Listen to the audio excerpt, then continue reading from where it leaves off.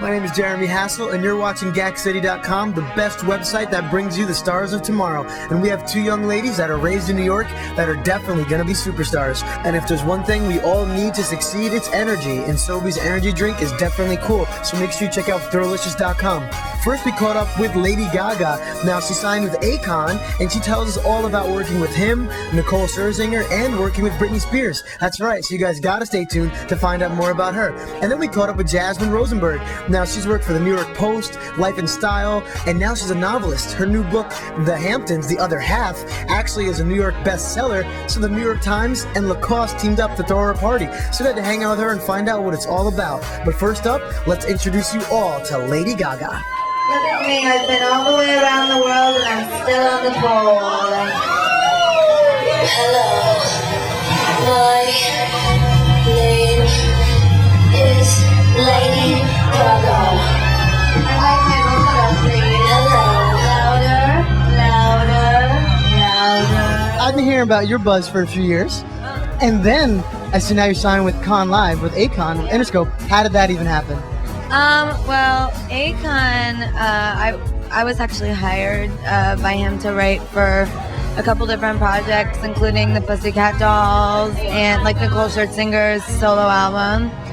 And we met that way. And then he just, he was like, so you're an artist too? And I said, yeah. And then he saw me perform live and he was like, I need to be a part of it. So it was pretty dope. Yeah. How did that meeting go? That first sit down with him, you looked across from him and he was like, I want to work with you. I just was thinking like what the hell does this guy see in me? Like I'm just like a downtown New York chick. I grew up here. New York Nerdy. Like I just didn't know that he would think I was fly. So, but he did. And what did it take to even get there? Like the beginning step before even getting signed? I played every club on this block.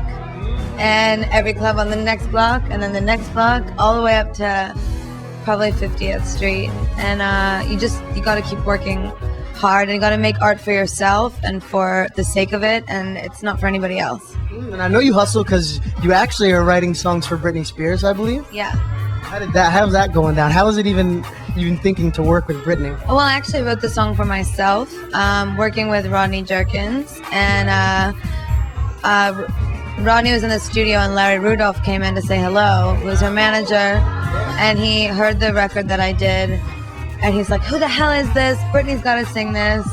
And, Rodney's like, what do you mean? Is Britney doing a record? And he goes, yeah, we're doing her next album.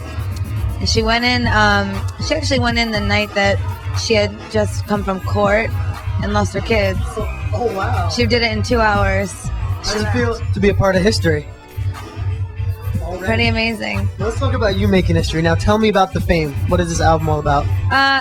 The Fame is about exactly what we're all doing like here tonight, which is like here, in New York, fame is something that's within. It's not about being a celebrity or about having money. It's about the way that we walk down the street and the way that we dress and our swagger and the way that we party and the way that we make music and art and fashion. It's all of us. It's everybody that's in that room. So the record's about New York. This is my first single, Just Dance. And if it wasn't for everybody in this town, I wouldn't be where I am right now.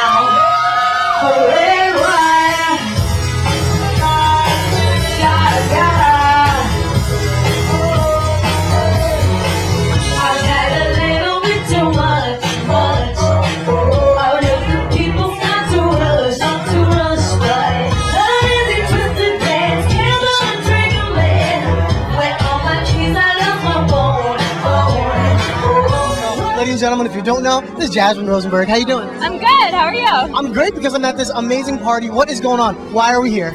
We're here for the launch of my novel, How the Other Half Hamptons. It's sort of based on my column for the New York Post about Hampton share house life, and you have to check it out. Of course, I already read it. That's why we had to come here, because I was reading the book and I could see it when I was reading it. I'm like, this is like Sex and the City meets Gossip Girls meets The Hill is amazing. But before we get into that, I want to get into you. Now, you're a true New Yorker. I am. I grew up in Park Slope, Brooklyn. I live in the city now. I'm in the Hamptons every weekend, but I would never leave New York.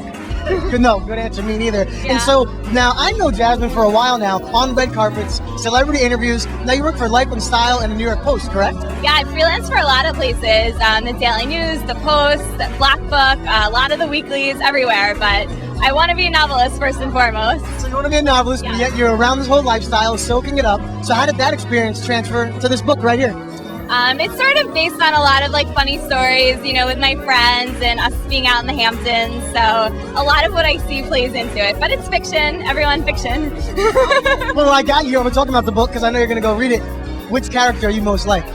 I am probably the wild one, as much as I hate to admit it, and my parents don't want to know that, but I'm probably the girl who's looking to have a good time and go out. But a lot of girls can relate to another character, Rachel, who's looking to meet her husband, and the share house is the perfect place for that. A lot of guys and girls under one roof. Now, I want to talk to you about how did you get a book? This is one of the hardest things in the world to get done, especially coming from entertainment and going over to be a novelist. How did this even happen? Yeah, it didn't happen overnight. I wrote the column for the New York Post. And then I wrote the novel, I found an agent and she shopped it, and it takes about 1.5 years for a book to come out. So yeah, it's a little weird when you work on something when you're like 24 years old and suddenly like, you know, 2 or 3 years later it comes out and you're like, I'm not that girl anymore, but it's been exciting and amazing. Now, what advice would you give to someone who wants to get in the entertainment lifestyle or even be a novelist? What advice would you give them? I would say just don't give up and follow your dream. I used to work in finance. I sat at a cubicle, you know, and it just wasn't what I wanted to do with my life. So I just one day quit my job and gave this a go, and you know, defied the statistics. So I would say just go for it, yeah. And then what's the future for Jasmin Rosemberg? Well, I hope to write another book and another book and another book. You said a book?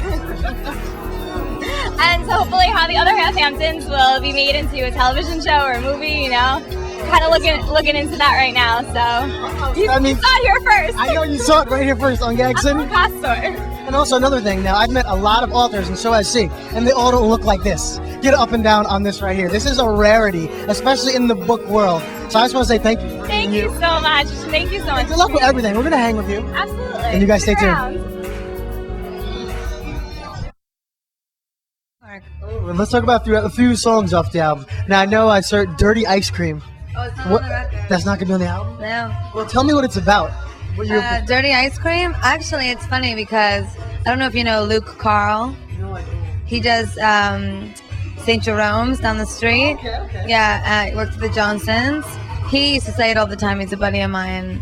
We dated for many years. And he was like, oh yeah, you know, all those, you know, bar hoes down here, they're dirty ice cream. Like, you sleep with them one night and then the next day, like, they come to the bar and the next week they come and they're dirty ice cream. Tastes good at first and then it's dirty. Okay.